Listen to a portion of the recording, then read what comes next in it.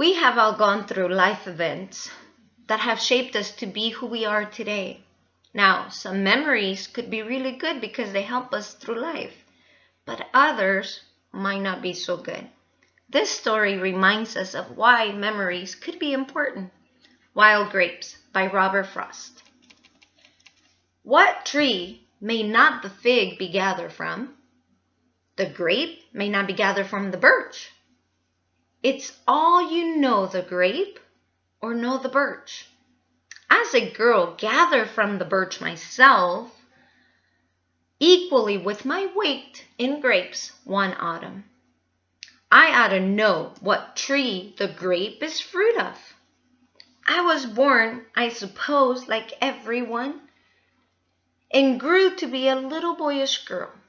My brother could not always leave at home, but that beginning was wiped out in fear the day I swung suspended with the grapes and was come after like Eurydice and brought down safely from the upper regions. And the life I live now's an extra life. I can waste it as I please on whom I please. So, if you see me celebrate 2 birthdays and give myself out of 2 different ages, one of them 5 years younger than I look, one day my brother led me to a glade where a white birch he knew of stood alone, wearing a thin headdress of pointed leaves and heavy on her heavy hair behind, against her neck, an ornament of grapes. Grapes! I knew grapes from having seen them last year. One bunch of them, and there began to be branches all around me growing in white birches. The way they grew round lift the lucky's German, mostly as much beyond my lifted hands, though as the moon used to seem when I was younger, and only freely to be had for climbing. My brother did the climbing, and at first threw me down grapes to miss and scatter, and have to hunt for in sweet fern and hardhack, which gave him some time to himself to eat, but not so much, perhaps, as a boy needed. So, then, to make me wholly self-supporting, he climbed still higher and bent the tree to earth, and put it in my hands to pick my own grapes. Here, take the treetop. I'll get down another. Hold on with all your might when I let go. I said I had the tree. It wasn't true. The opposite was true. The tree had me. The minute it was left with me alone, it caught me up as if I were the fish, and if it the fish pole.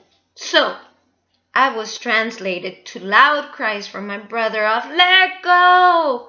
Don't you know anything, you girl? Let go!" But I, with something of the baby grip acquire ancestrally in just such trees, when wilder mothers than our wildest now hung babies out on branches by the hands to dry or wash or tan, I don't know which. You'll have to ask an evolutionist. I held on uncomplainingly for life. My brother tried to make me laugh to help me. "What are you doing up there in those grapes? Don't be afraid. A few of them won't hurt you. I mean, they won't pick you if you don't them. Much danger of my picking anything." But that time I was pretty well reduced to a philosophy of hang and let hang. "Now you know how it feels," my brother said, "to be a bunch of fox grapes, as they call them, that when he thinks it has escaped the fox by growing where it shouldn't, on a birch, where a fox wouldn't think of looking for it, and if he looked and found it, couldn't reach it. Just then come you and I to gather it. Only you have the advantage of the grapes. In one way you have one more stem to cling by, and promise more resistance to the picker. One by one, I lost off my hat and shoes, and still I clung. I let my head fall back and shut my eyes against the sun, my ears against my brother's nonsense. Drop, he said. I'll catch you in my arms. It's not far. Stated in lengths of him, it might not be. Drop, or I'll shake the tree and shake you down. Grim silence on my part as I sank lower, my small wrist stretching till they showed the banjo strings. Why, if she isn't serious about it? Hold tight a while, I'll think what to do. I'll bend the tree down and let you down by it. I don't know much about letting down, but once I felt the ground with my stocking feet and the world came revolving back to me, I know I looked long at my curled up fingers before I straightened them and brushed the bark off. My brother said, Don't you weight anything? Try to weight something next time so you won't be run off by the birch trees into space. It wasn't my not weighing anything, so much as my not knowing anything. My brother had been nearer right before. I had not taken the first step in knowledge.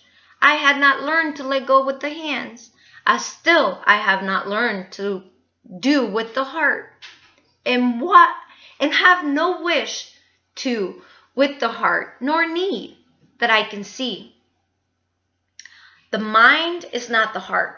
I may yet live as I know others live, to wish in vain, to let go with the mind of cares at night to sleep, but nothing tells me that I need learn to let go with the heart.